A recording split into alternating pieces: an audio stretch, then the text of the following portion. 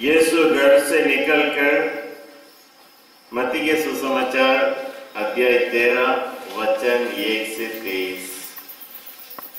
Gospel of Saint Matthew chapter 13 verse 1 to 23। मत्ती के सुसमाचार अध्याय 13 वचन 1 से 23 तक।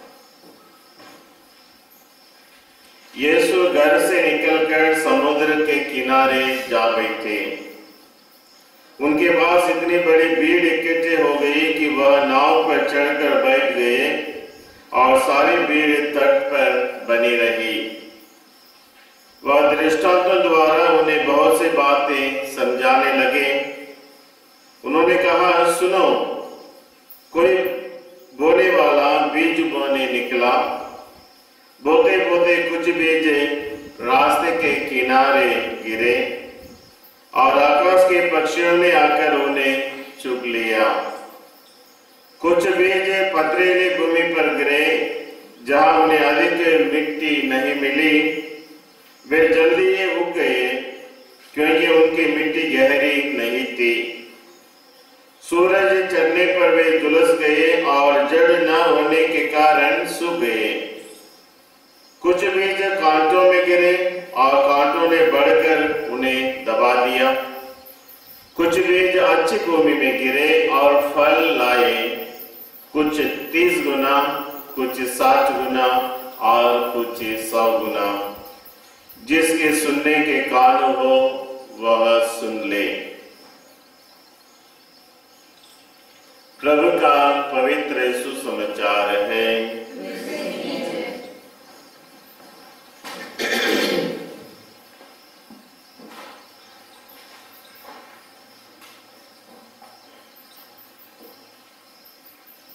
क्रिस्त में मेरे प्यारे भाई तथा बहनों, आज की सुसमाचार बीज बोने वालों का दृष्टांत पर निर्भर है।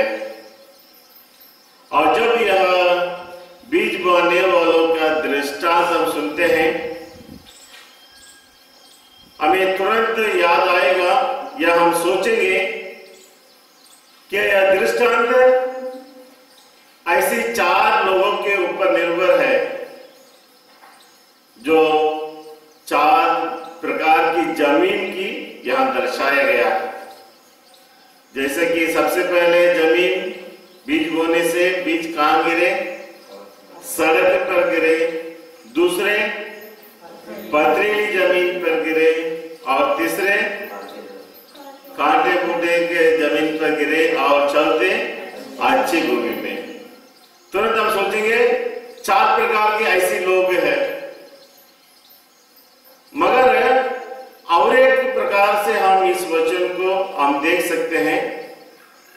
जैसे आज के पहले पाठ में हमने सुना है, ईश्वर के मुख से निकलने वाले हर एक शब्द बीज के बराबर है। और हर एक शब्द जो प्रभु के मुख से निकलता है, वह अपने उद्देश्य पूरा करने के बाद ही वापस जाता है। तो इससे हमें पता चलता है कि ईश्वर की वचन की सामर्थ्य, the power of the God's word, the power of God's word, ईश्वर के वचन की सामर्थ्य। तो इसलिए आज की हमारे विषय होगा ईश्वर का वचन का सामर्थ्य कितने महत्व है, कितनी महान है।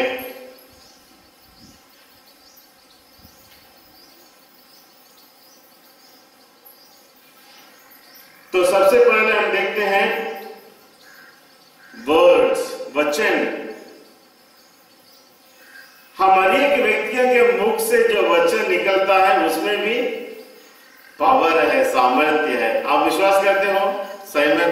आपके मुख से जो वचन निकलता है, ना केवल ईश्वर के मुख से निकलने वाले हर एक शब्द, हमारे शब्द भी जो हमारा मुख से निकलता है बहुत महत्व रखता है। आप मानते हो इसको? एक शब्द कहो तो जो वचन सामर्थ्य रखता है। वंदना, आपके मुंह से निकलने वाले को कोई सामर्थ्य है, शक्ति है कि नहीं? है कि नहीं? वचन का सामर्थ्य, आपके मुंह से निकलने वाले, बोलो आप बोलिए, आपके मुंह से निकलने वाले शब्द की कोई सामर्थ्य है कि नहीं? कैसे?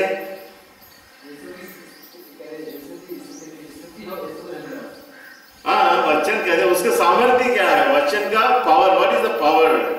जैसे समझ लो पावर ऐसा है, बोले के पास अगर एक सुंदर लड़की बोलती है गोलू आई लव यू, 4 दिन नहीं सोएगा वो। यानी उसके जीवन में ये ऐसे प्रभाव डाल दे ये वचन ने, हमेशा सोचते रहेगा लड़की ने क्यों बोली, मैं जब कब उससे बात करूं, कब मिलो, क्या सचमुच मुझे प्यार करती है? This is the power. Simon, और ऐसा कभी आके कोई व्यक्ति मेरे को जैसे बोलता है, मेरे से बोलता शट अप, ऐसा बोलने से वो क्या हो जाएगा? दिमाग तो खराब तो नहीं हो गया? ऐसी प्रभाव उसके दिल में, दिमाग में पड़ेगा, कभी मुझे मेरे पास सामने नहीं आएगा, कभी जैसू नहीं बोलेगा। ऐसा हमारे मुख से निकलने वाले हर एक शब्द किसी को जीवन दे सकता है और किसी का जीवन बर्बाद भी कर सकता है। यानी हमारे बोली में ताकत है, शक्ति है कि नहीं वंदना? यदि हमारी बोली में इतनी ताकत है, इंसान के जीवन को बना सकता है या बिगाड़ सकता है, क्योंकि हम ईश्वर के सदृश्य में बनाए गए हैं। तो ईश्वर के वचन जो सामर्थ्यवान है, जो शक्तिमान है, उसके मुख से निकलने वाले शब्दों को महत्व, ताकत क्यों नहीं होगी? हमारे शब्द से ना केवल इंसान, एक इंसान दूसरे इंसान का जीवन बना सकता है, पूरे देश का भी बर्बाद कर सकता है, या उन्नत कर सकता है, देश का बर्बाद भी हो सकता है। तो वैसा हमारे एक व्यक्ति के मुख से जो शब्द निकलता है उसमें सामर्थ्य है, शक्ति है, और इसलिए हम हमेशा सोच समझकर मैं क्या बोल रहा हूं, क्या बातें कर रहा हूं, उसमें हमें ध्यान देना चाहिए। और यदि हमारा वचन इतनी सामर्थ्यवान है तो इससे भी बढ़कर, इसलिए ईश्वर कहता है इसायाह नबी के द्वारा, मेरे मुख से निकलने वाले हर एक शब्द अपना उद्देश्य पूरा किए बिना वापस मेरे पास खाली हाथ नहीं लौटेगी। तो ईश्वर के वचन में सामर्थ्य है, शक्ति है, और ईश्वर हमसे बातें करते हैं ना केवल वचन के द्वारा, वचन एक माध्यम है बातें करने के लिए, मगर ईश्वर हमसे बातें करते हैं लोगों के द्वारा भी। ईश्वर हमारे जीवन में बातें करते हैं हमारे जीवन में होने वाले घटनाओं के द्वारा। ईश्वर हमारे साथ बातें करते हैं हमारे जीवन में जो अच्छे और बुरे दुर्घटना होती उसके द्वारा भी। ईश्वर हमें कुछ शिक्षा देना चाहते हैं, हमें समझाना चाहते हैं। हमारे जीवन में जो तकलीफ है, मिजरी या परेशानी है, God speaks through that also। तो इसलिए ईश्वर का वचन में सामर्थ्य है, और ईश्वर हमसे अनेक प्रकार के, अनेक रूप से हमें बातें करते हैं। We must keep our eyes open, हमारे आंखें खुले रखना है और अपने कान भी खुले रखना है कि ईश्वर हमारे साथ किस प्रकार बातें करता है, क्या संदेश हमें देना चाहते हैं। तो हम देखते हैं ईश्वर का वचन हम प्रभावशाली है, और उसका गुण, ईश्वर के वचन के गुण के बारे में हम देखते हैं। ईश्वर का एक वचन पवित्र आत्मा की सामर्थ्य से भरा रहता है। It is the power of the Holi spirit of God. और ईश्वर के वचन में गारंटी है, जो वादा करते हैं वह पूरा होता भी है, उसका परिणाम है कभी फेल नहीं होता है। और ईश्वर के वचन में शक्ति है, एनर्जी है, इट इज क्रिएटिव, क्रियाशील है, और यह ना केवल व्यक्तियों के साथ बातें करता है, ईश्वर दुनिया को भी, हर मानव को, सारे संसार को अपना संदेश देते हैं। और ईश्वर के वचन सच्चा है, ईश्वर कभी झूठ नहीं बोलता। यदि हम झूठ बोलते हैं फिर भी वचन में सामर्थ्य है, मगर यदि सच्ची बोलने वाला ईश्वर के वचन में और कितने सामर्थ्य हो सकता है। इसलिए जब हम ईश्वर के वचन सुनते हैं हमारे अंतरात्मा को वह जगाता है, अंतरात्मा को जगाता है, और हमारे दिल की गहराई में छिपे हुए उन सभी कोने कोने में ईश्वर के वचन के सामर्थ्य पहुंच सकता है। और ईश्वर का वचन अपने दिल में छिपे हुए पाप के रहस्यों को भी वह प्रकट करने में सामर्थ्यवान है। मतलब ईश्वर के वचन से कोई छिप नहीं सकता है, ईश्वर के सामर्थ्य से कोई बाहर नहीं है। और इसलिए जब हम ईश्वर के वचन को दिल से, मन से, प्यार से उसे सुनते हैं और ग्रहण करते हैं, उस वचन को हमारे जीवन में परिवर्तन लाने की, हमें नया बनाने की, हमारे पाप के जीवन को छोड़कर एक नया जीवन जीने के लिए प्रेरणा ईश्वर का वचन हमें दे सकता है। तो हम देखते हैं हमारे वचन में सामर्थ्य है। फिलोमिना, एक आदमी रहता है जिसका नाम है दुबला भाई। आदमी के जैसे जो दुबला रहते हैं, दुबला भाई वो गुजरात का निवासी है। दुबला भाई ऐसा बरसात के मौसम में क्या सोचता है, उसको थोड़ा सा खेत था, सोचा मैं अभी मेरा खेत को जोत कर मूंगफली डालूंगा, या हम जैसे थोड़ा सा मक्का लगाए हैं, कुछ लगाने के लिए सोच रहा था। मगर उसके खेत में जोतने वाला कोई नहीं, कहीं उसका एक ही लड़का है और वो भी जेल में है। दुबला भाई का लड़का कहाँ है? जेल में है। तो बाद में बहुत सोचने के बाद साइमन लोग क्या करता है, सरपंच के पास जाता है और बोलता है कि मेरे बेटे की एक चिट्ठी भेजो, क्योंकि ऐसी समस्या में मैं गिरा पड़ा हूं, मेरा खेत जोतना है, तो मैं क्या करना चाहिए, मेरे बेटे से मैं सलाह मांगना चाहता हूँ। तो सरपंच तुरंत उस बेटे के लिए पापा के नाम से चिट्ठी भेजता है। और जब बेटा जेल में पापा का चिट्ठी देखता है, बड़ा दुखी हो जाता है, मैं घर में नहीं है, मेरा खेत कौन जोतेगा, मेरा पापा कैसे बोएगा। और तुरंत वो जवाब देता है, पापा चिंता मत करो। और उसने एक पोस्ट कार्ड में लिखकर भेजा, पापा आप खेत को जोतना नहीं, क्यों? क्योंकि मैं उसमें हथियार छिपा कर रखा हूं। क्या छिपा कर रखा? हथियार है, वेपन्स। मैंने खेत में हथियार छिपा कर रखा, इसलिए इस साल खेत को नहीं जोतना। और जब ये कार्ड आई, दूसरा दिन ही पुलिस भी आ गई, क्योंकि उसने देखा होगा चिट्ठी, क्या छिपा कर रखा? हथियार। और इसलिए पुलिस आकर क्या की, पूरा खेत को जोत डाला, हथियार ढूंढते ढूंढते। बाद में पापा फिर से चिट्ठी भेजा, बेटा तुमने क्या कर दिया? बोले पूरा पुलिस आकर पूरे खेत को जोत डाले। बोले पापा मैं जेल से, मैं आपके लिए इतना ही मदद कर सकता था। बोले आपके खेत जुट गए ना। तो यह इतनी बड़ी काम कैसे हो गई? उसके शब्द मात्र से, एक शब्द उसने लिखा, क्या? हथियार। यानी ऐसा हर एक शब्द जो हमारे मुंह से निकलता है उसमें सामर्थ्य है। इसलिए अच्छे शब्द, बुरे शब्द हम क्या बोलते हैं उसको हमें सोच समझ कर, इसलिए हमारा मुंह से निकलने हर एक शब्द में प्रभाव है, शक्ति है, सामर्थ्य, इंसान को बना सकता है और इंसान को बर्बाद भी कर सकता है। इसलिए सोचकर हमें बोलना है। तो इब्रानी पत्र अध्याय 5:12 में हम पढ़ेंगे।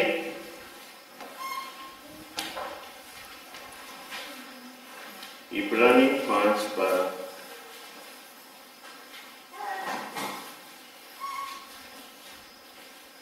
आगे पढ़ो।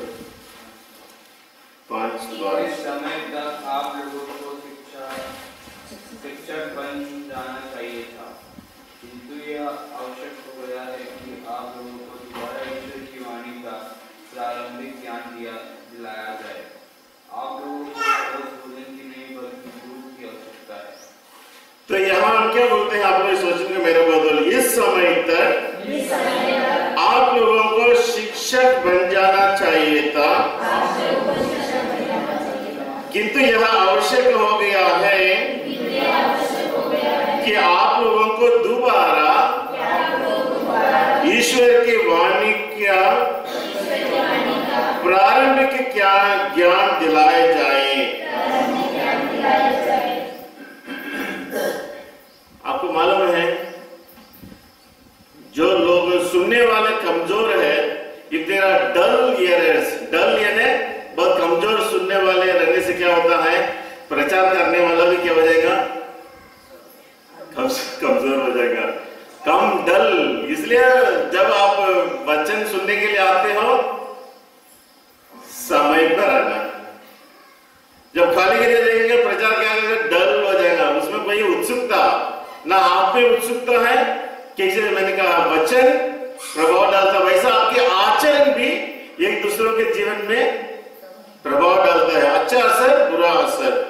और इसलिए यदि डल कमजोर सुनने वाले हैं तो उपदेश देने वाला भी कमजोर है। इसलिए सुनने वालों में वह उत्सुकता, the interest you must have, उत्सुकता होना चाहिए, नहीं तो प्रीचिंग उपदेश देना बहुत कठिन हो जाता है। और जिसमें विश्वास है, कभी कभी वो व्यक्ति भी डल हो सकता है, कमजोर हो सकता है विश्वास में।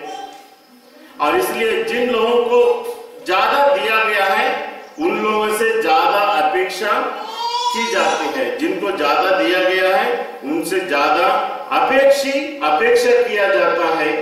और इब्रानी के पत्र में बताया जाता है कि तुम लोग को बचपन से ही, शुरुआत से ही ईश्वर के वचन दिया गया है, फिर भी आप लोग उसके अनुसार मुताबिक अपना आचरण नहीं दिखा रहे हो। इसलिए यहां बताया जाता है इब्रानी के पत्र में, तुम्हें अभी तक क्या बन जाने चाहिए, शिक्षक बन जाना चाहिए। शिक्षक का क्या काम है, ना केवल खुद शिक्षित होता है, शिक्षक दूसरों को भी सिखाता है। अपने आप में पूछो, क्या मैं खुद अभी भी सीख रहा हूं या जो मैं सीखता हूं उसे दूसरों को सिखाता हूं।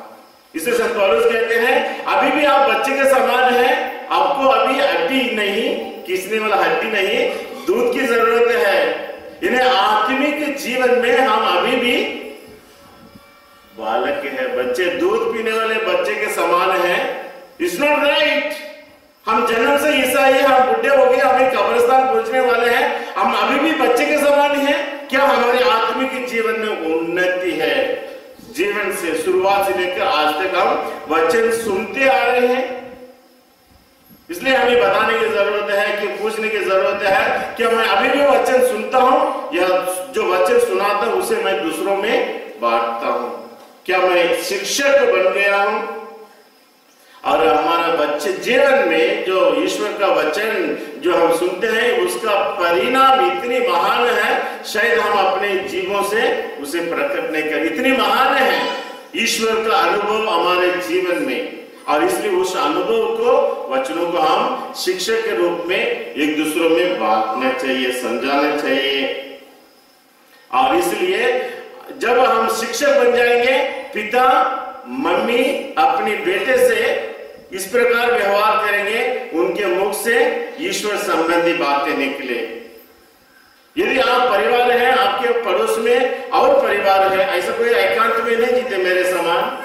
यदि आपके पड़ोस में, आजू बाजू में नेबर्स है, पड़ोसी है, क्या आप उस पड़ोसी के साथ ईश्वर का वचन बांटते हैं? क्योंकि जो वचन यहां सुनाया जाता है सिर्फ आपके लिए नहीं है, इट्स अ गुड न्यूज। और मुक्ति का संदेश है, प्रभु का संदेश है सारी मानव जाति के लिए। और इसलिए इतनी सुंदर अच्छे वचन, मुक्ति का वचन सुन के आप अपने आप के लिए मत रखो, यू शेयर। माँ बाप अपने बच्चों से बांटते हैं, एक परिवार पड़ोसी परिवार से यह संदेश बांटता है कि नहीं? बोलो, आपके पास बहुत से मित्रगण हैं, चारों तरफ मित्र हैं। Do you share the good news? अपने मित्रों के साथ गुड न्यूज बांटते हो? काम करने वाले असाइनमेंट, आप जो भी लोग आपके साथ काम करते हैं, कभी आपने चेष्टा किया बताने के लिए कि भैया आज हमारे लिए ऐसे संदेश मिला, वचन, ईश्वर का वचन सामर्थ्यवान है, शक्तिवान है, बढ़ा सकता है, बिगड़ा सकता है। वैसा जो कुछ हमें प्राप्त है उस ज्ञान को, क्योंकि यह मुक्ति का संदेश है, तो इसे पता चलता है जब आप बांटते हो, इससे पता चलता है कि आपके दिल में वचन के प्रति कितने प्यार है और हमारे प्रभु यीशु क्रिस्त का मुक्ति विधान में आप कैसे सहभागी होते हैं। So we must shares in the redemptive work. प्रभु यीशु के मुक्ति कार्य में हम छोटे छोटे रूप में सहभागी होते हैं यदि हमारे दिल में ईश्वर के प्रति सच्चा प्यार है। सो वी मस्ट शेयर, दोस्त अपने दोस्तों के साथ, पड़ोसी एक दूसरों के साथ, इसलिए तभी हम शिक्षक बनेंगे, नहीं तो हम दूध पीने वाले बच्चे के समान आध्यात्मिक जीवन में उन्नत नहीं किए होंगे। इसलिए हम सबों को यह प्रयास होना चाहिए, हम बच्चे ही बने नहीं रहेंगे, वी मस्ट बिकम अडल्ट्स, और अडल्ट बनकर हम ईश्वर के मुक्तिकारी के संदेश को हमें एक दूसरों में बांटना है। फिलिपी में संत पौलुस हमें बताते हैं 2:16, फिलिपी 2:16,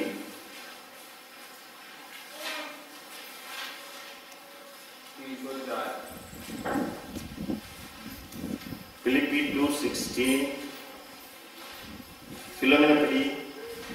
और संजीवन शिक्षा प्रदर्शित करते रहे और इस प्रकार मसीह के आगमन के दिन इस बात पर गौरव कर सकूंगा कि मेरी दौड़ धूप मेरा परिश्रम व्यर्थ नहीं हुआ। आप लोग सोचेंगे मेरे बात बोलिए, संजीवन शिक्षा प्रदर्शित करते रहे, इस प्रकार मैं मसीह के आगमन के दिन इस बात पर गौरव कर सकूंगा कि मेरी दौड़ तो मेरा परिश्रम व्यर्थ नहीं हुआ। संजीवन शिक्षा की प्रदर्शन करते रहना। अभी जो आप सुन रहे हो ये संजीवन जीवन का शिक्षा है, द वर्ड ऑफ लाइफ। ईश्वर के वचन हमें संजीवन जीवन की ओर ले जाती है, और इस जीवन के संजीवन जल का जो वचन हमें सुनाया जाता है उसका प्रदर्शन करते रहना। इन्हें हम क्रिस्तीय होने के नाते, प्रभु यीशु के विश्वासी होने के नाते, ना केवल जैसे संत पौलुस पहले पत्र में बताया, पहले पत्र में जो मैंने सुनाया, वैसा हम हमारे आचरण द्वारा, हमारे बोली द्वारा, हमारा व्यवहार द्वारा दूसरों को यह प्रदर्शन करते रहना चाहिए। We must be an example of Christ. हमारे जीवन में हम सबों को यह प्रदर्शन करते रहना है। इसलिए संत पौलुस बोलता है, मेरी शिक्षा जो मैंने आपको सुनाया अंतिम दिन में मुझे व्यर्थ नहीं दिखना चाहिए। नहीं, हम सबों को यह वचन सुनकर क्रियाशील होना है। प्रभु यीशु के बारे में हम सबों को साक्षी देना है, और इस साक्षी देने के बाद में कोई भी चुप नहीं सकता। मैं तो छोटा आदमी हूँ, मैं तो कोई किसी काम का नहीं हूँ, ऐसा नहीं बोल सकता। Everyone is responsible.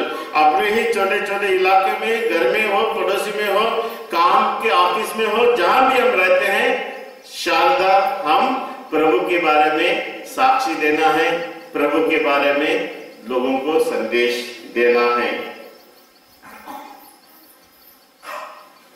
यदि हम इस प्रकार एक दूसरे के बारे में संदेश नहीं देंगे, यीशु के बारे में, क्या होगा? सिनर्स विल गो, ऐसा ही नरक में चले जाएंगे।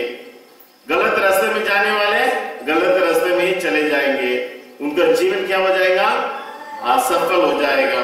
और यदि हमारे कारण, यदि हमने समझाया नहीं, इस कारण वे असफल हो जाते हैं, हम दोषी ठहराए जाएंगे, क्योंकि you did not share the good news. आप अपने सुसमाचार को अपने लिए रखा है। No, we must share it. है कि नहीं? जो हमारे सुसंदेश को अपने मित्रों के साथ, जिनके लोगों के साथ हम मिलते हैं, हमें उनके साथ बांटना चाहिए।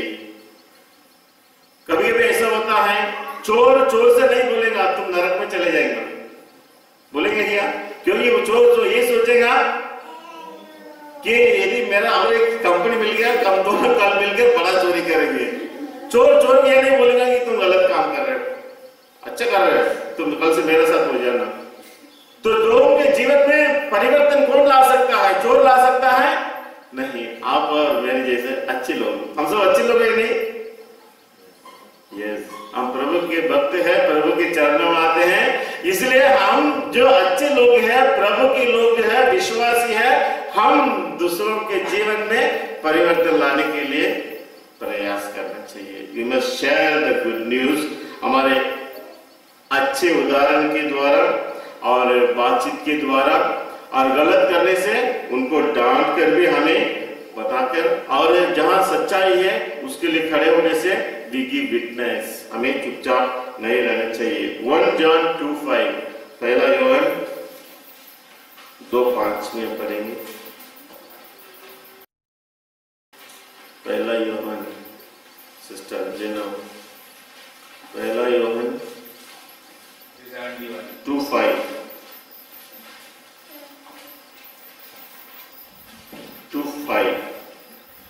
First letter of St. John, chapter 2, verse 5.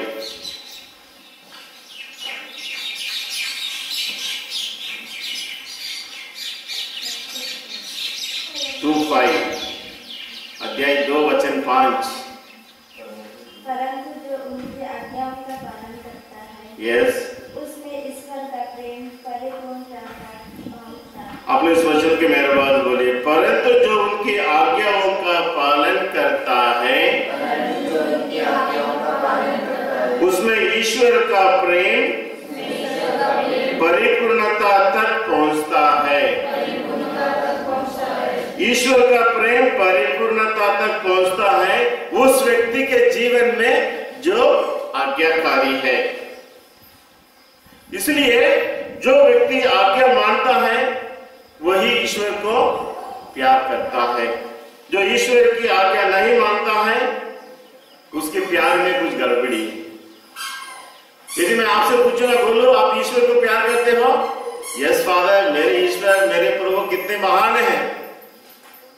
मगर आपका यह प्यार ईश्वर के प्यार तभी पूरा होगा, it is complete when you obey, आज्ञाकारी बने। है कि नहीं वंदना? आप यीशु को प्यार करते हो? यस। शारदा, यीशु को प्यार करते हो? I love Jesus. मगर लव तभी पूरा होता है when you obey, जब आज्ञाकारी बनेंगे। आज्ञाकारी है क्या आप ईश्वर के नियमों का सब पालन करते हो? करते हैं क्या सही में? Then means यह प्यार यीशु के प्रति जो है अधूरा प्यार है कि नहीं सुनीता? जब मैं इतवार की मिस्सा में आता नहीं, आने से बहुत देरी से आता हूं, फिर आप कैसे रहते हो? मैं यीशु को बहुत प्यार करता हूं, मेरे समान यीशु को प्यार करने वाला कोई नहीं। सो आज्ञाकारिता प्यार एक सिक्के का दो चेहरा, एक के बिना दूसरा। और इसलिए यदि आप कहते हैं मैं यीशु को प्यार करता हूं मगर आज्ञाकारी नहीं है, ईश्वर के नियमों का पालन नहीं करते हो, आपकी प्यार अधूरा है। और ईश्वर आपकी अधूरा प्यार से संतुष्ट होता है। आपकी पत्नी भी आपके प्यार से संतुष्ट नहीं होगी। यदि आपका प्यार अधूरा है, 2 दिन में एक बार प्यार करेगा, वो संतुष्ट हो जाएंगी? नहीं, है कि नहीं जो so we must love Jesus. और जो लोग आज्ञा मानते हैं वही लोग यीशु को पूर्ण प्यार करते हैं। Love and obedience. कुछ अपने आप में, क्या मेरा प्यार यीशु के प्रति कितने महान है? उतना ही महान है जितने आप उसके प्रति आज्ञाकारी हो। और इसलिए यदि हमारे जीवन में आज्ञाकारिता नहीं है तो इसके क्या मतलब है? हमारे धर्म आपके जीवन में पूरा नहीं है।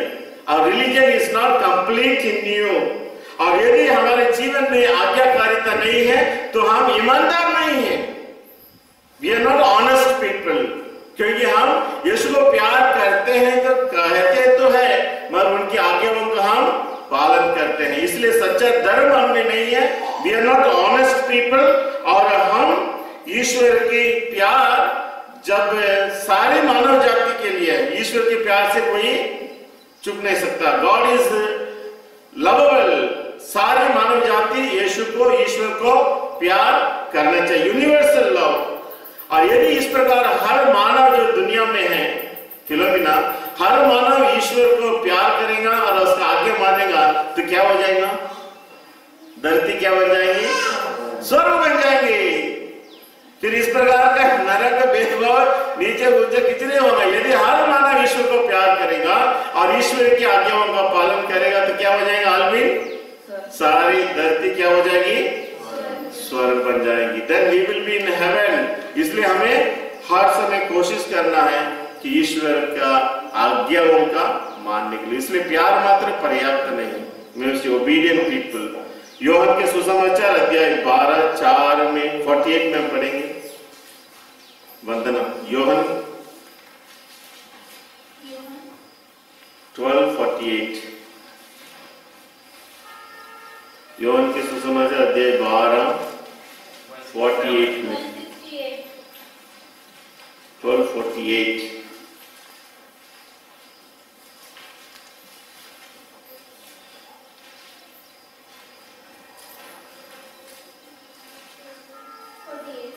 Yeah, 48.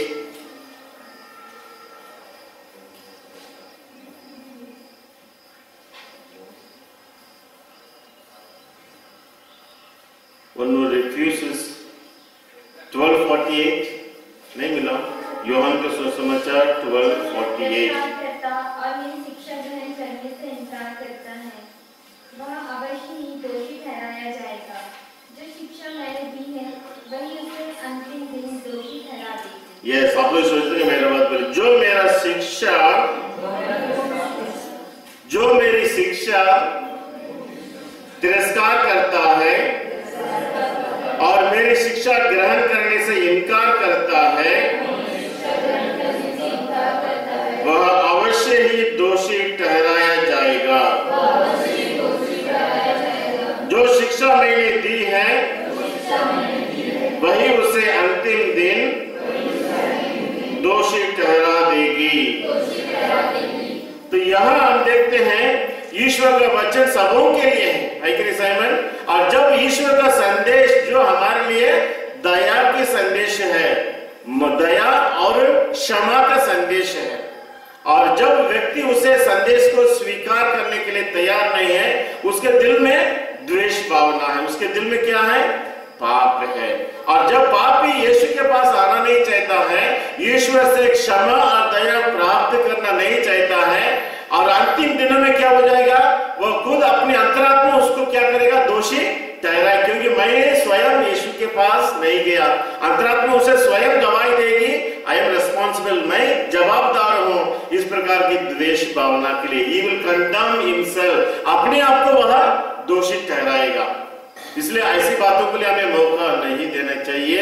ईश्वर की दया और ईश्वर की क्षमा हमेशा ईश्वर के संदेश के द्वारा हमें मिलता है, और इसलिए जब हम उस संदेश को स्वीकार करते हैं, ईश्वर की दया और क्षमा हमारे दिल में, जीवन में आ जाती है, और हम द्वेष भावना से मुक्त हो जाते हैं। नो वन कैन कंडेम अस, क्योंकि हम यीशु के पास आ गए। यीशु के पास आने वालों के लिए कोई दोषी नहीं ठहरा सकता, क्योंकि यीशु के पास क्षमा है, यीशु के पास दया है।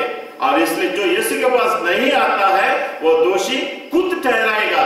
दूसरे लोग उसको दोषी ठहराने के जब कोई उसका अंतरात्मा गवाह देगी, मैं यीशु के पास नहीं गया है। रोमी 10:17 सुनीता, रोमी 10:17 10:17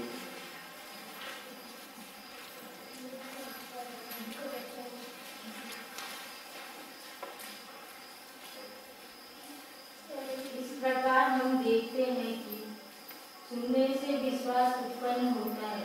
यस, और जो सुना जाता है वह मसीह का वचन है।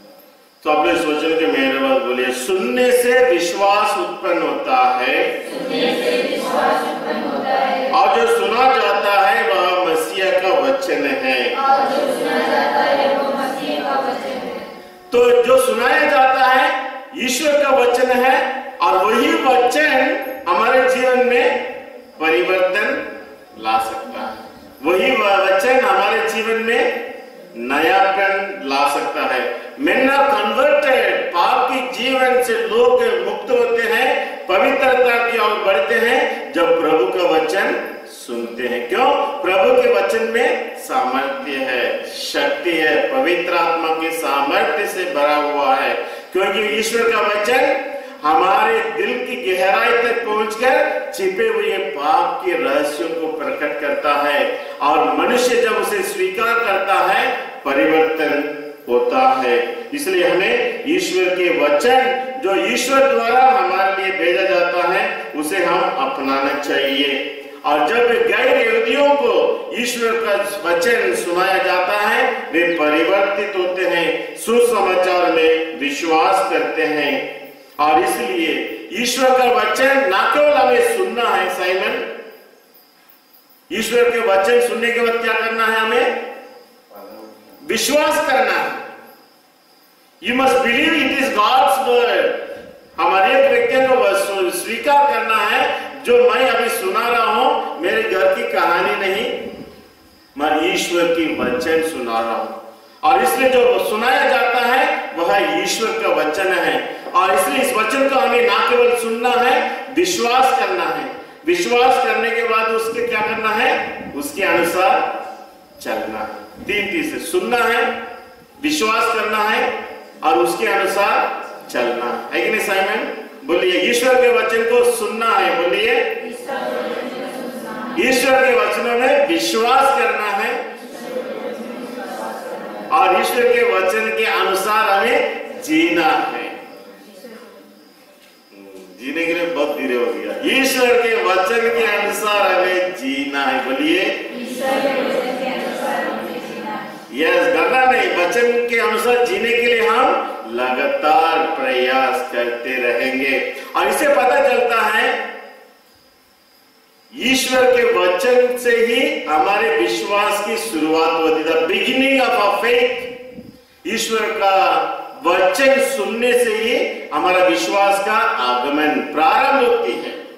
और ईश्वर के वचन सुनने से ही हमारा विश्वास जो प्रारंभ हुआ वह आगे बढ़ता है कि नहीं साइमन? ईश्वर का वचन सुनने से विश्वास का प्रारंभ, ईश्वर का वचन सुनने से ही जो वचन विश्वास हमें मिली है उसके में हम उन्नत करते हैं और उसके द्वारा ही हमारा विश्वास मजबूत होती है। तीन चीजें होती है वचन से, विश्वास का उत्पन्न होना, विश्वास में आगे बढ़ना और तीसरा है विश्वास में मजबूत होना।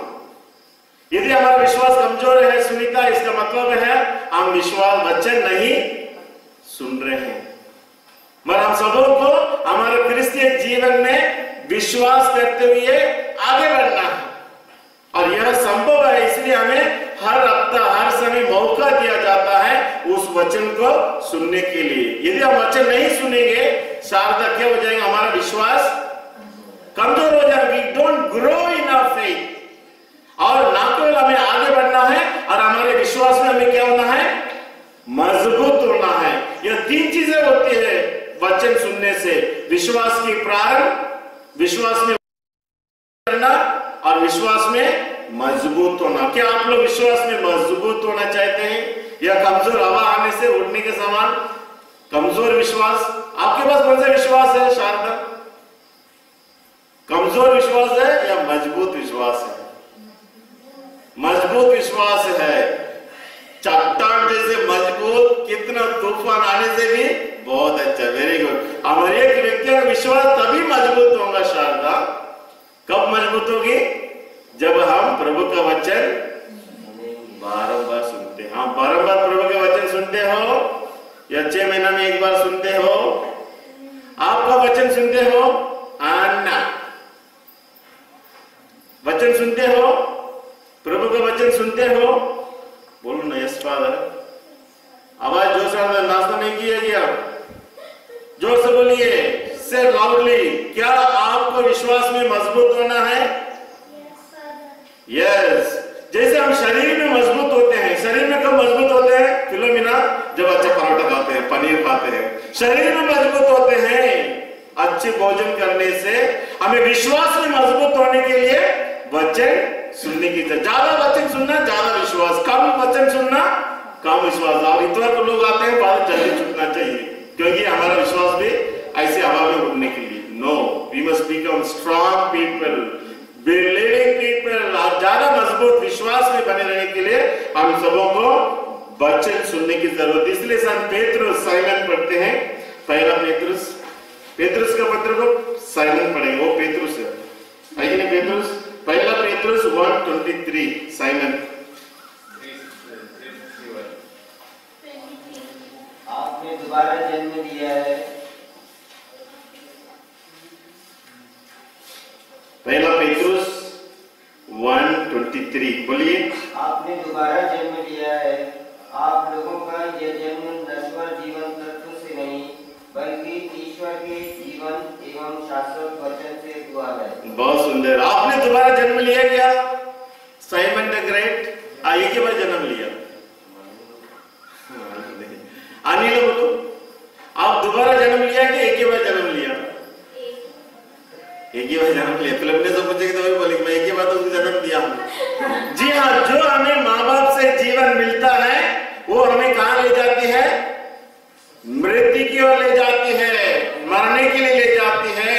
मगर हम सभी जन दोबारा जन्म लेते हैं जब हम बपतिस्मा लेते हैं, जब प्रभु यीशु के वचनों को ग्रहण करते हैं। सबों ने दोबारा जन्म लिया। इसलिए संत पौलुस पेतरुस हमें बताते हैं, अपने इस वचन के मेरे बात बोलिए, आपने दोबारा जन्म लिया है। आप लोगों का जन्म नश्वर जीवंत तत्व से नहीं, जो हमारे माँ बाप से हमें जीवन मिलता है वो नश्वर जीवंत तत्व से, बल्कि ईश्वर की जीवंत शाश्वत वचन से हुआ है। तो हर एक व्यक्ति जो बपतिस्मा लेता है, प्रभु यीशु को अपनाता है और प्रभु यीशु के वचनों को सुनता है और उसके अनुसार आचरण करता है, ये सब क्या हुआ है? दोबारा जन्म लिया है। इस बात को हम बोलना चाहिए, हम सभी जन दोबारा जन्म लिए हैं। बंदर आप दोबारा जन्म लिए हो? यस, शायद आप दोबारा जन्म लिए। और एक व्यक्ति जो प्रभु में आया है और एक व्यक्ति जो बपतिस्मा लिया है, वे सब दोबारा जन्म लिया है। और दोबारा जन्म लेने के नाते इसका परिणाम क्या है? माँ बाप से जन्म लेने से हमारे मृत्यु होती है और दोबारा जन्म लेने से क्या होता है? हमें अनंत जीवन मिलता है। सिस्टर मेरी आप जरूर पहुंचेंगे ऊपर, स्वर्ग पहुंचेंगे। आनंद, दोबारा जन्म लेने से साइमन हमें क्या मिलता है? Eternal life. हम सब हकदार हैं उस अनंत जीवन में प्रवेश करने के लिए। इसलिए हम सबों को अनंत दोबारा जन्म लेने की जरूरत है। आगे चल के हम पढ़ेंगे पहला कुरिन्थी 2:14 में, पहला कुरिन्थी 2:14। शारदा पढ़िए आपने पहला कुरिन्थी 2:14।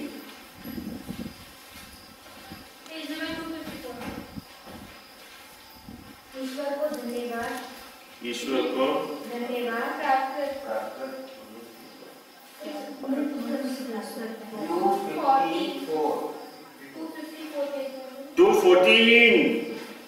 2:14 प्राकृत मनुष्य ईश्वर की आत्मा की शिक्षा स्वीकार नहीं करता। यस, वो उसे मूर्खता मानता है और उसे समझने में असमर्थ है। यस, क्योंकि आत्मा की सहायता से ही उस शिक्षा की परख हो सकती है। बहुत सुंदर वचन। आप इस वचन को बहुत बोलिए। अपने दाहिने हाथ ऊपर उठाइए। मैं तो उल्टा होता है, मगर आप अपने दाहिने हाथ उठाइए। प्रकृत मनुष्य ईश्वर के आत्मा की शिक्षा स्वीकार नहीं करता, वह उसे मूर्खता मानता है और उसे समझने में असमर्थ है, क्योंकि आत्मा की सहायता से ही उस शिक्षा की फर्क हो सकती है। दुनिया के लोग जो ज्यादा बाइबल दे दो उनको क्या बोलेंगे? इससे कोई मुझे मतलब नहीं, वे समझ नहीं पाएंगे इसका अर्थ क्या है, इसका वचन क्या है कि सही में। मगर पवित्र वचन को समझने के लिए हमें चाहिए पवित्र आत्मा की सामर्थ्य, क्योंकि हर एक वचन जो लिखा गया है किसकी ताकत से? पवित्र आत्मा की प्रेरणा से बाइबल की लिखा पड़ी हुई। और यदि इस वचन को हमें समझना है तो हम सबों को क्या चाहिए? पवित्र आत्मा चाहिए। और हम सबों को पवित्र आत्मा मिला कि नहीं? कब मिला? बोलो आपको पवित्र आत्मा। बपतिस्मा के समय मिला, दृढ़ीकरण के समय मिला। हर समय जब हम परम प्रसाद लेते हैं त्रित्व ईश्वर हमारे दिल में आते हैं। तो इसलिए पवित्र आत्मा हमें प्रेरित करता है कि ईश्वर का वचन जो हमें बताया गया है वह ईश्वर की ज्ञान है। क्या है? ईश्वर की ज्ञान है। बाइबल में हमें प्रकट किया गया है। और पवित्र आत्मा के सामर्थ्य जो वचन हम सुनते हैं वह हमारे दिल की गहराई तक पहुंचता है, टटोलता है, उन सभी बातों को बाहर लेकर आता है। की सामर्थ्य के बिना हम ईश्वर के रहस्यों को कभी समझ नहीं पाएंगे। और बाइबल में जो भी ईश्वर के रहस्य लिखा हुआ है उसे समझने के लिए हमें पवित्र आत्मा की प्रेरणा जरूरत है। इसलिए बाइबल खोलते समय, बाइबल पढ़ते समय हमें क्या चाहिए? पवित्र आत्मा। इसलिए अब जब घर में बाइबल पढ़ते हो, बाइबल खोलते हो, मन में प्रभु से प्रार्थना की, प्रभु आप मुझे आपकी पवित्र आत्मा दीजिए जिसकी प्रेरणा से पूरे बाइबल लिखा गया है, मैं सही समझ सकूं। ईश्वर के वचनों को समझने के लिए हमें पवित्र आत्मा के सामर्थ्य की जरूरत है। और इसलिए हर एक रहस्य जो कलीसिया हमें सिखाती है उसको कहां से मिलती है? पवित्र आत्मा की प्रेरणा से मिलती है। पवित्र आत्मा प्रेरितों को हम कलीसिया की जीवन के शुरुआत में देखते हैं, वे इतना प्रचार करते हैं, किसकी सामर्थ्य से? दुनिया के ज्ञान से नहीं, पवित्र आत्मा की सामर्थ्य से ईश्वर की घोषणा होती है और लोग उसे सुनते हैं। और इसलिए जो लोग दुनिया के लोग हैं, जो घमंड है, जो धनवान है, जो पैसे वाले हैं, और ऐसे लोगों में ईश्वर के वचन जड़ पकड़ना मुश्किल है, क्योंकि ईश्वर के वचन के लिए ना धन संपत्ति की जरूरत है, ना घमंड लोगों की जरूरत है, मगर पवित्र आत्मा। और पवित्र आत्मा नम्र आत्मा है, और उन्हीं लोगों में विद्यमान रहता है जो लोग नम्र है, दीनहीन है। इसलिए प्रभु यीशु भी कहता है, मैं स्वभाव से नम्र हूं। क्यों? वह पवित्र आत्मा से भरा हुआ था। और इसलिए यदि हमें भी प्रभु की आत्मा से भरे रहना है तो नम्र बनना है, और नम्र लोगों में पवित्र आत्मा वास करता है, और उसकी सामर्थ्य से हम ईश्वर के वचनों को सुन सकते हैं, समझ सकते हैं और हमारे दिल में रख सकते हैं। इसलिए सही में बहुत बार ऐसा होता है, आज फादर पूछेगा, शाम को पूछेगा, आज फादर क्या बोला? फादर भूल गया हूं। क्यों भूल जाते हैं? क्योंकि हम में किसकी कमी है? पवित्र आत्मा की कमी है। पवित्र आत्मा यदि हमारे दिल में पूर्ण रूप से विद्यमान है तो हम ईश्वर के वचनों को याद रखेंगे। इसलिए सुनना है, विश्वास करना है और हमारे दिल में उतारना है। सही में अगले हफ्ता आने तक आपके दिल में आज की वचन प्रेरित करने, मार्गदर्शन करते रहना चाहिए। और इसलिए यह सौभाग्य ईश्वर के वचन सुनने का, विश्वास करने का और दिल में उतार कर उसके अनुसार चलने का सौभाग्य किसको है? हम क्रिस्टियों के लिए। ग्रेट प्रिविलेज ऑफ क्रिश्चियन, हर हफ्ता प्रभु यीशु के वचनों को सुनना है, विश्वास करना है और उसके अनुसार चलने के लिए दूसरे लोगों को ऐसे मार्गदर्शन मिलता है। इससे प्रिविलेज, इसलिए इतना सुंदर मौका को हमें नहीं खोना है और ईश्वर के सुंदर बात के लिए हमें धन्यवाद देना है। आगे चलकर हम देखेंगे 2 पीटर 1:20। 2 पीटर 1:20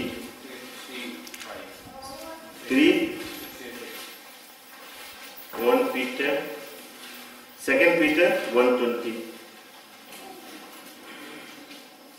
किंतु आप लोग सबसे पहले 1:20 2 पीटर 1:20। किंतु आप लोग सबसे पहले यह अच्छी तरह समझ ले कि धर्मग्रंथ की कोई भी भविष्यवाणी व्यक्तिगत व्याख्या का विषय नहीं होती।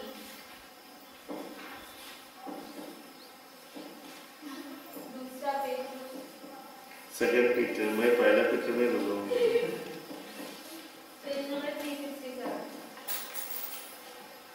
यस 1:20। किंतु आप लोग या पढ़िए। किंतु आप लोग सबसे पहले यह अच्छी तरह समझ ले कि धर्मग्रंथ की कोई भी भविष्यवाणी व्यक्तिगत व्याख्या का विषय नहीं होती है, क्योंकि मनुष्य की इच्छा से कभी भविष्यवाणी उत्पन्न नहीं हुई, बल्कि पवित्र आत्मा से प्रेरित होकर मनुष्य ईश्वर की ओर से बोलता है। तो हर एक भविष्यवाणी जो बाइबल में हम देखते हैं और जो सुनते हैं, यह मनुष्य की इच्छा से नहीं मगर किसके सामर्थ्य से आया? तो हर एक सत्य जो हम बाइबल में पढ़ते हैं और सुनते हैं, ये पवित्र आत्मा से है। और ईश्वर उन्हीं लोगों को, अभी सब ध्यान इधर देना है,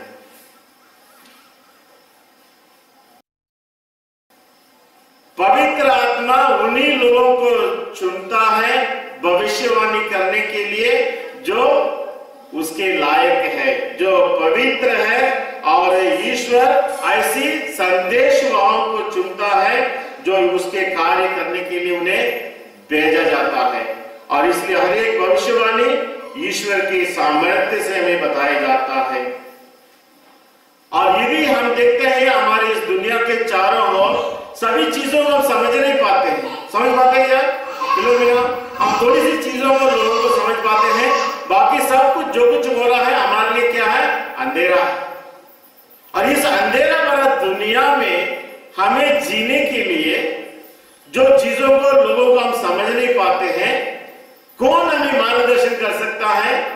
ईश्वर की वचन, ईश्वर की भविष्यवाणी जो पवित्र आत्मा के सामर्थ्य से हमें मिला है, यह हमें ज्योति प्रदान करता है, यह हमें मार्गदर्शन करता है। और इसलिए हम सबों को इस ज्योति जो हमारे मार्गदर्शन करता है, अपने जीवन में इस ज्योति को निरंतर लेना है, नहीं तो हम अंधकार में भटकते रह जाएंगे। नहीं साइमन? अब सारे हम लोग जानते हो? नहीं जानते। अभी यहाँ क्या हो रहा, वहां क्या हो रहा जानते हैं? नहीं जानते। हम अपने नजरों से जितना लोगों को देख सकते हैं, पा सकते हैं, सुन सकते हैं, अन्य चीजों को हम देख नहीं पाते हैं। इसलिए हमें मार्गदर्शन की जरूरत है। इस अंधेरा दुनिया में मार्गदर्शन की जरूरत है। वह मार्गदर्शन हमें प्राप्त होती है बाइबल के माध्यम से। और इसलिए हमारे एक व्यक्तियों को ईश्वर का वचन को पढ़ना है, समझना है, और वह हमें मार्गदर्शन करेगी, रास्ता दिखाएगी। 2 तिमोथी 3:15, 2 तिमोथी 3:15 सुनीता पढ़ेंगे। 2:15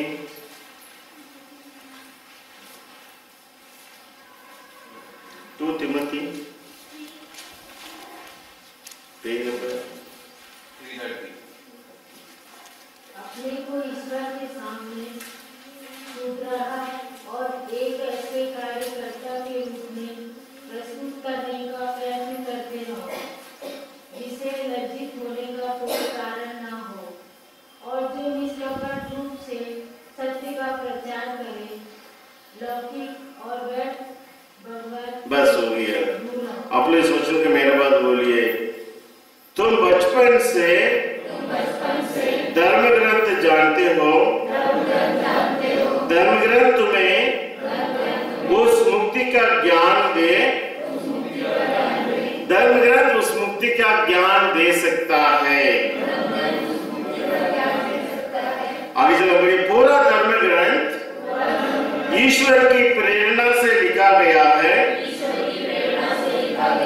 वह शिक्षा देने के लिए, भ्रांत धारणाओं को खंडन करने के लिए,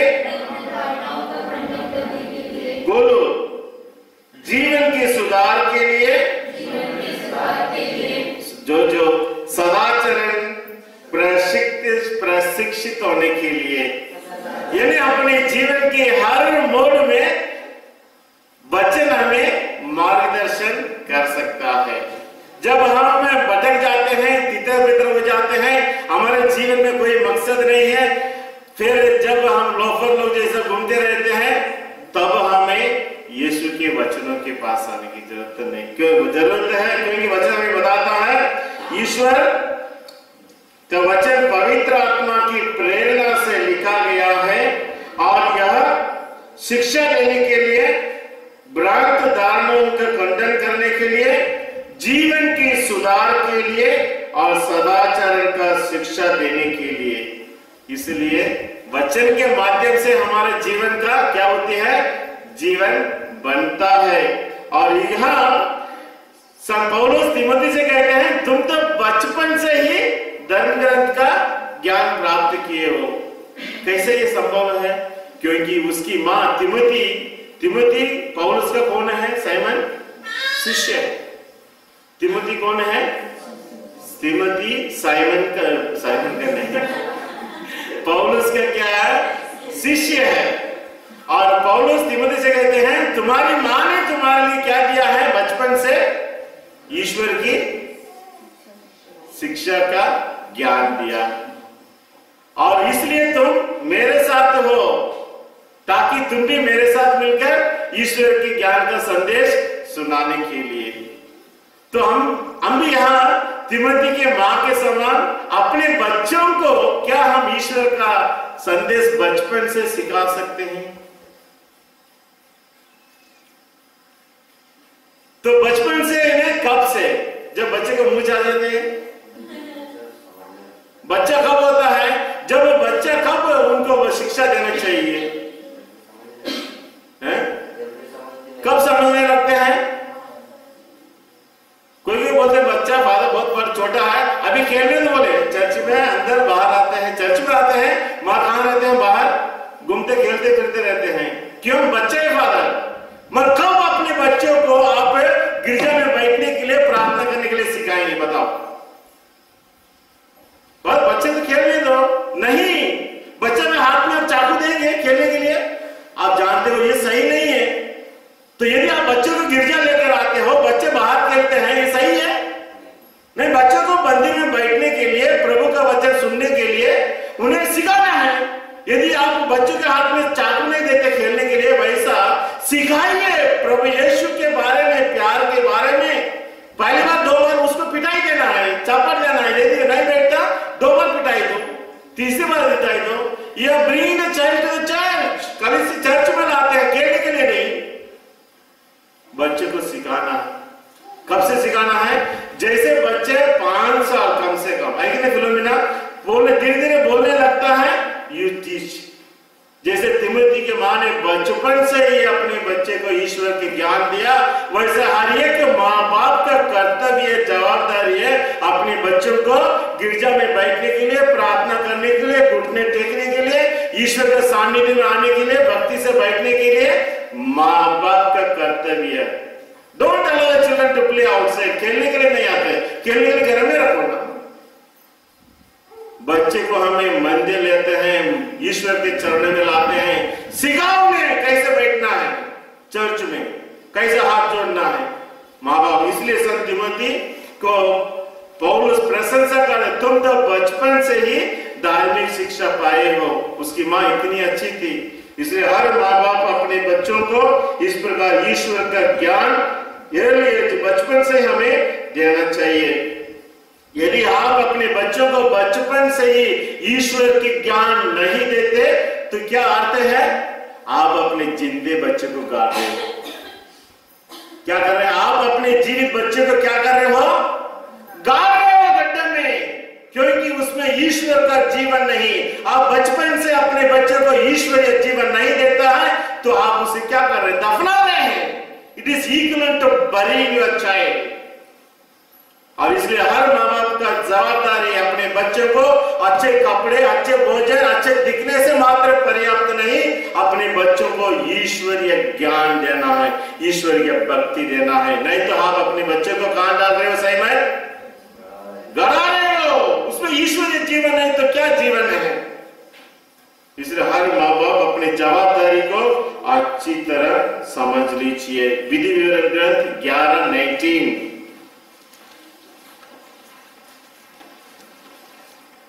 विधि विवरण 11:19 मतलब वाली विधि विवरण 11:19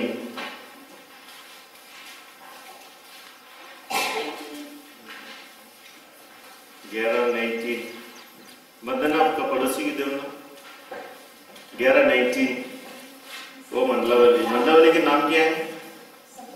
शकुंतला। 11:19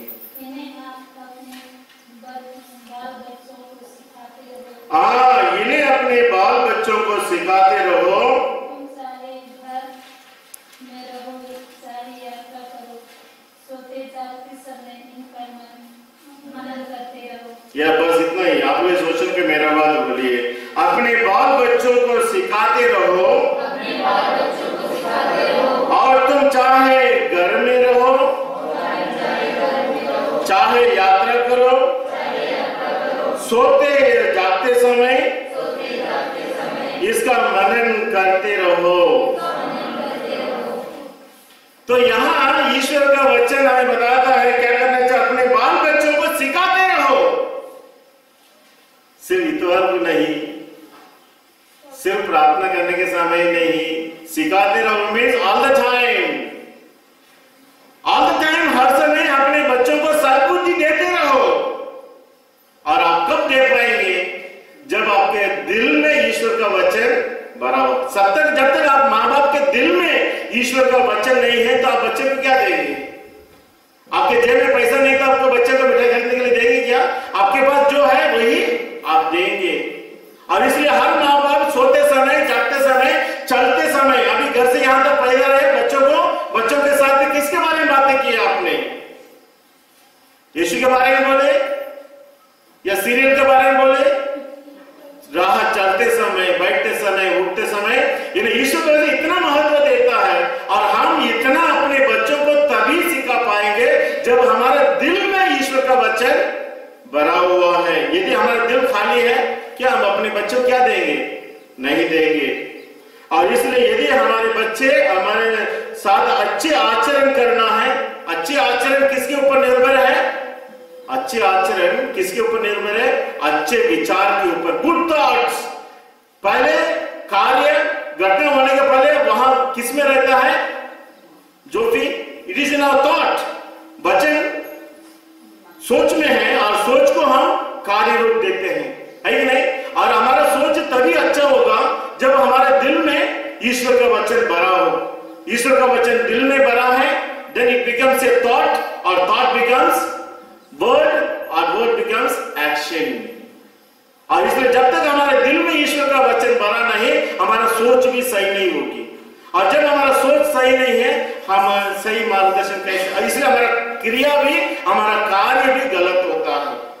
और इसलिए हमारा आचरण सही होने के लिए सही विचार होना चाहिए, सही प्रिंसिपल हमारे दिल में होना चाहिए।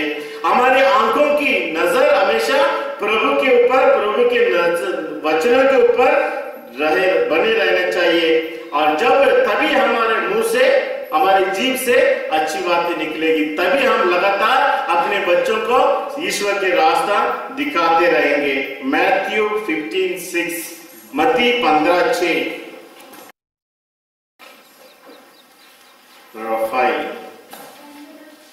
15:6।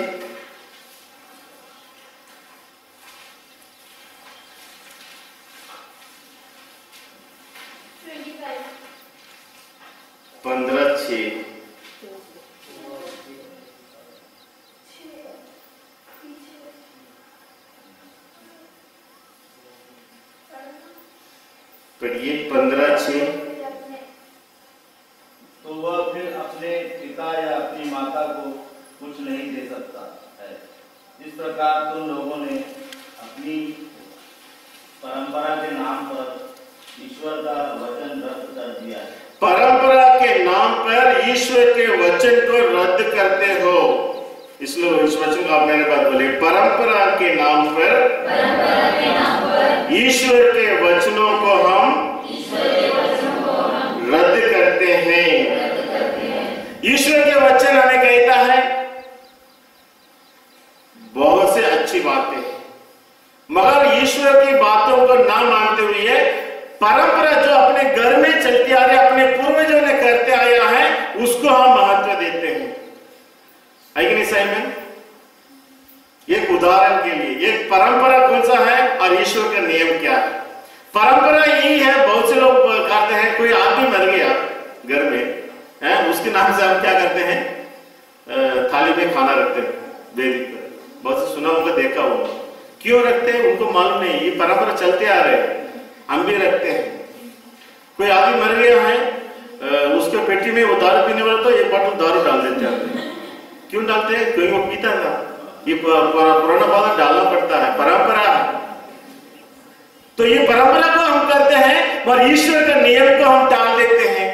ईश्वर का नियम ये नहीं कहता तुम परंपरा करो, उस आत्मा के लिए प्रार्थना करो, उसके नाम से कोई अच्छा कार्य दान धर्म करो। तो वैसा बहुत से बातें होती महत्व देते हैं मगर ईश्वर के नियमों को हम टाल देते हैं। अब एक उदाहरण, संडे चर्च है, ये कलीसिया के नियम है, हर हफ्ता हमको चर्च नहीं आना। फिर कोई भी परंपरा है, मैं फादर हफ्ता में एक बार मैं क्या चर्च नहीं जाता, क्यों? क्योंकि फादर मैं घर में अच्छा नहा धो लेता हूँ और गिले कपड़े में आकर वेदी के बाद आरती चला। क्यों ऐसा लगता है? मेरा बाप भी करता था, मेरा बाबा ऐसी परंपरा पलती आ रही है, तो ये परंपरा है। ईश्वर के नियमों को ठालना है और अपनी परंपरा को बनाए रखना।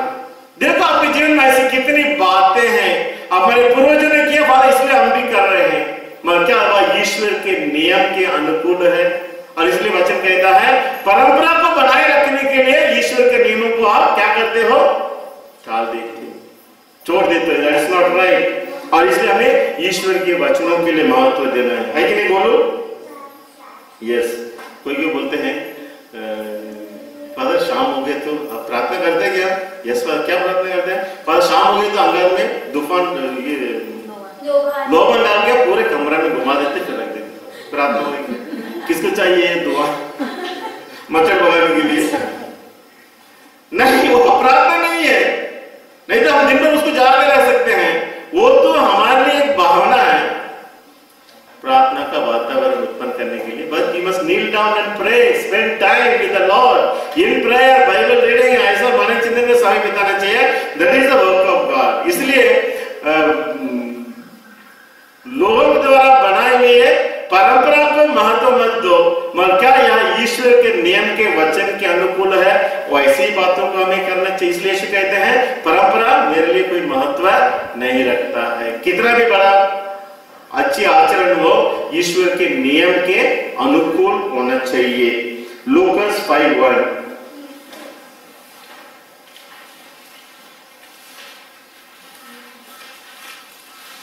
लूकास 5:1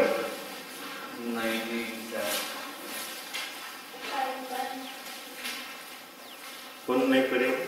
जो लूकास 5:1